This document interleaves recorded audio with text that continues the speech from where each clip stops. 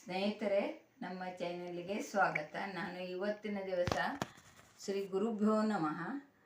ಇವತ್ತಿನ ದಿವಸ ನಾನು ಮೊದಲಿನ ಸ್ತ್ರೀಯರು ಮತ್ತು ಇವತ್ತಿನ ಸ್ತ್ರೀಯರಲ್ಲಿ ಆದ ಬದಲಾವಣೆ, ಅವರ ಶಕ್ತಿ ಎಷ್ಟಿತ್ತು ಅದನ್ನು ನಿಮಗೆ ಹೇಳ್ತೀನಿ, ಕೇಳಿ. ಮೊದಲು ನೋಡಿ, ಅನಸೂಯ, ಮಹಾಸತಿ ಅನಸೂಯ ಮಹಾಪತಿವ್ರತ. ಅವಳಿಗೆ ಲಕ್ಷ್ಮೀ, ಸರಸ್ವತಿ ಮತ್ತು ಪಾರ್ವತಿ ಮೂರೂ ಮಂದಿ ನಮ್ಮಷ್ಟು ಶ್ರೇಷ್ಠರು ಯಾರೂ ಇಲ್ಲ ಅಂತ ಹೇಳ್ತಿದ್ರು. ಆದರೆ ಅವಳು ಇಷ್ಟು ಮಹಾಪತಿವ್ರತ ಇದ್ಲು ಅನಸೂಯ.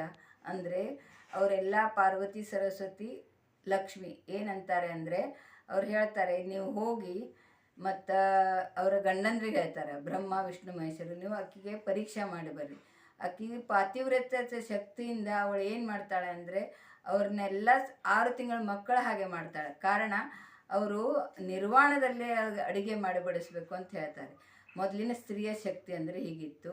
ಅಲ್ಲದೆ ಅವಳ ತಂಗಿ ಸುಕನ್ಯಾ, ಶವನ ಋಷಿ ಪತ್ನಿ, ಅವನು ಯಾವಾಗಲೂ ವೇಶ್ಯಾನ ಕಡೆಗೆ ಹೋಗಿರುತ್ತಿದ್ದ. ಆದರೆ ಅವಳು ಇಷ್ಟು ಸೇವಾ ಮಾಡ್ತಿದ್ಲು, ಮಹಾಪತಿವ್ರತ ಅಂದರೆ. ಅವಳು ಅವನ್ನ ವೇಶ್ಯಾನ ಮನೆಗೆ ಅಂತ್ಯಕಾಲ ಬಂತು ಒಂದು, ಅವನು ಹೇಳ್ತಾನೆ, ಮತ್ತು ನನಗೆ ನನ್ನ ವೇಶ್ಯಾಗ್ರಹಕ್ಕೆ ಕರ್ಕೊಂಡು ಹೋಗೋ, ಅಕ್ಕಿ ಹತ್ತಿರ ಹೋಗಿ ನನಗೆ ಭೇಟಿ ಆಗಬೇಕು.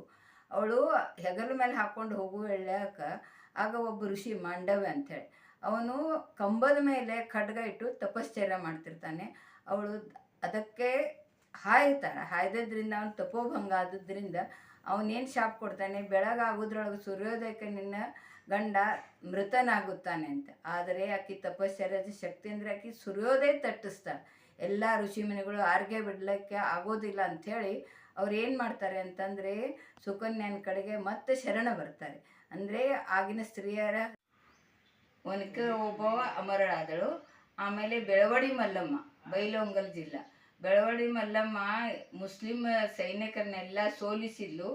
ಆಕಿ ಗಂಡ ಮೃತನಾಗ್ತಾನೆ. ಆದರೆ ಆಕಿ ಅಂತ್ಯ ಸಂಸ್ಕಾರ ಮಾಡಿದೆ, ಅವ್ರನ್ನೆಲ್ಲ ಸೋಲಿಸಿ ಬಂದು ಆಮೇಲೆ ಅಂತ್ಯ ಸಂಸ್ಕಾರ ಮಾಡಿದಳು. ಮತ್ತು ನೋಡಿ, ಈಗ ಇಂಥ ವೀರ ಮಹಿಳೆಯರು, ಭಾರತೀಯ ಸಂಸ್ಕೃತಿ ಇಷ್ಟು ಚೆನ್ನಾಗಿದೆ. ಆದರೆ ಈಗ ತಾಯಿ ತಂದೆ ಕೇಳಿದ್ರೆ, ನಿಮ್ಮ ಮಗ ಏನು ಮಾಡ್ತಾನೆ ಅಂದರೆ, ನನ್ನ ಮಗ ಇಂಜಿನಿಯರ್ ಇದ್ದಾನೆ, ನನ್ನ ಮಗ ಡಾಕ್ಟರ್ ಇದ್ದಾನೆ, ನನ್ನ ಮಗ ಪ್ರೊಫೆಸರ್ ಇದ್ದಾನೆ ಹೇಳ್ತಾರೆ. ಆದರೆ ನಾವು ಬ್ರಾಹ್ಮಣರು, ವೀರಶೈವರು, ಲಿಂಗವಂತರು ಅಥವಾ ನಾವು ಮರಾಠ ಹಿಂಗೆ ಯಾರೂ ಹೇಳೋದಿಲ್ಲ. ಉದಾಹರಣೆಗೆ ಜಿಜಾಮಾತ ಮಗನಿಗೆ ಎಷ್ಟು ಸಂಸ್ಕಾರ ಹಾಕಿ ಅವನ್ನ ದೊಡ್ಡವನು ಮಾಡಿದವ, ಇವತ್ತು ಅಮರ ಆದ ಶಿವಾಜಿ ಮಹಾರಾಜ. ಹೀಗೆ ನಮ್ಮ ಸಂಸ್ಕೃತಿ ಇದೆ. ಆದರೆ ಈಗಿನವರು ಏನು ಮಾಡ್ತಾರೆ, ಅವರು ವೇಷಭೂಷ, ಗಂಡಸರು ಚಂಡಿಕೆ ಬಿಟ್ಟು ಬುಚ್ಚಡ ಕಟ್ತಾರೆ. ಆದರೆ ಹೆಣ್ಮಕ್ಳು ಕಟ್ಟಿಂಗ್ ಮಾಡಿಕೊಂಡು ಸಲೂನ್ಗೆ ಹೋಗಿ ಕಟ್ಟಿಂಗ್ ಮಾಡ್ತಾರೆ. ಆಮೇಲೆ ಅರ್ಧ ಪೂರ್ಣ ಮೈ ಮುಚ್ಚುವಂತೆ ಅರಿವೆ ಹಾಕೋದಿಲ್ಲ. ಆದರೆ ಗಂಡಸು ಮಕ್ಕಳು ಫುಲ್ ಡಿಸೈನ್ದ ಅರಿವೆ ಹಾಕೋತಾರೆ.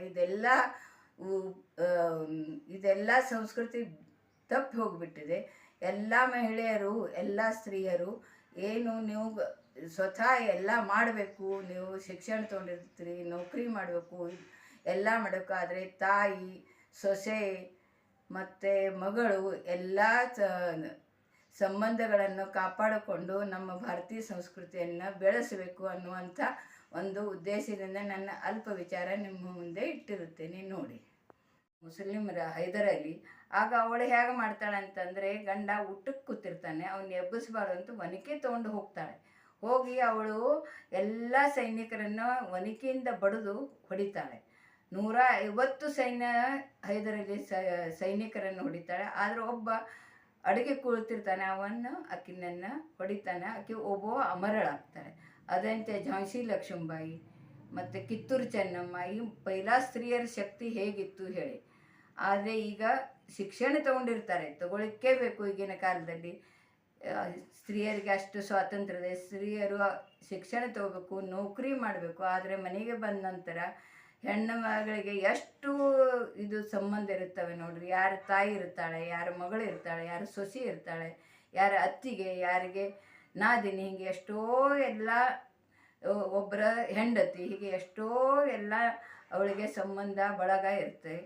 ಇಷ್ಟು ಎಲ್ಲ ನಾತೆಗಳು ಇರ್ತವೆ. ಆದರೆ ಅವಳು ಮನೆಗೆ ಬಂದಿಂದ ಅವು 4 ಗೋಡೆ ಒಳಗೆ ಅದನ್ನು ಆಚರಣೆ ಮಾಡಬೇಕು. ಯಾಕಂದರೆ ಅವಳಿಗೆ ಇಡೀ ದಿವಸ ಹೊರ ಹೋಗಿರ್ತಾಳೆ, ಇದು ಬರೋಬ್ಬರ. ಆದರೆ ಮೊಬೈಲ್ ನೋಡ್ಕೊತ ಕೂಡಬಾರ್ದು.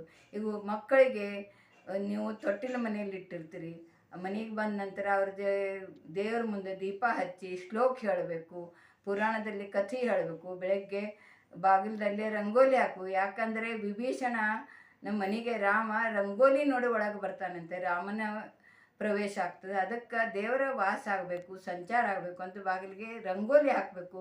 ನಿಮಗೆ ಆಗದಿದ್ರೆ ನುಸ್ತೆ ಬರೀ ಹೊರಸ್ಲ ತೊಳೆದ ಕಷ್ಣ ಕುಕುಮಾರೇ ಹಚ್ಚಬೇಕು. ನಿಮಗೆ ಬೆಳೆ ಇರುವುದಿಲ್ಲ, ಬೆಳಗ್ಗೆ ಎದ್ದು ಕೂಡಲೇ ನಿಮಗೆ ಹೋಗ್ಬೇಕಾಗ್ತದೆ, ಅದು ಸರಿ. ಇವೆಲ್ಲನೂ ಈಗಿನ ಕಾಲದೊಳಗೆ ಮಾಡಲಿಕ್ಕೆ ಬೇಕು. ಕಲಿಯುಗ ಜೋಡಿ ಸುಧಾರಣೆ ಹೆಂಗಾಗ್ತದೆ ಹಂಗೆ ಜಗತ್ತಿನ ಜೋಡಿ ಇರಲಿಕ್ಕೆ ಬೇಕಾದ್ರೆ ಸಣ್ಣ ಪುಟ್ಟ ಇದು ಮಕ್ಕಳಿಗೆ ತಾಯಿ ಪ್ರೀತಿ ಬೇಕು. ಹುಟ್ಟಿದ ಮಗುವಿನ ಕೈಯಾಗ ನೀವು 50,000 ರೂಪಾಯಿ ಕೊಟ್ರಿ, ಆ ಮಗು ಏನು ಮಾಡಬೇಕು? ಅದಕ್ಕೆ ತಾಯಿ ಮಮತಾ ಹಾಲು ಕುಡಿಸೋದು, ಅದು ಸೇವಾ ಮಾಡೋದು, ಅದರ ಪಾಲನೆ ಪೋಷಣೆ ಮಾಡೋದು ಇದು ಅವಶ್ಯಕತೆ ಇರ್ತದೆ. ಮನೆಗೆ ಬಂದ ನಂತರ ಮಕ್ಕಳಿಗೆ ತಾಯಿಯೇ ಪ್ರೇಮ ಕೊಡಬೇಕು, ಅತ್ತಿಗೆ ಸೊಸೆ ಪ್ರೇಮ ಕೊಡಬೇಕು, ಮತ್ತು ಗಂಡನ ಇದು ಸೇವಾ ಮಾಡಬೇಕು ಶಕ್ಕಿದ್ದಷ್ಟು. ಮತ್ತು ತನ್ನ ಕೈಲಿಂದ ಪ್ರೀತಿಯಿಂದ ಮಾಡಿದ ಊಟ ಮಕ್ಕಳಿಗೆ, ಗಂಡಂದ್ರಿಗೆ, ಅತ್ತೆ ಮಾವಂದ್ರಿಗೆ ಹಾಕಬೇಕು. ಮತ್ತು ನೀವಾದರೂ ಎಲ್ಲ ಅವರ ಪ್ರೇಮಕ್ಕೆ ತಗೊಳ್ಬೇಕು. ಇದು ನನ್ನದೊಂದು ವಿಚಾರ. ನೋಡಿರಿ, ನಿಮಗೆ ಸರಿ ಅನಿಸಿದರೆ ಸಬ್ಸ್ಕ್ರೈಬ್ ಮಾಡಿರಿ. ಧನ್ಯವಾದ.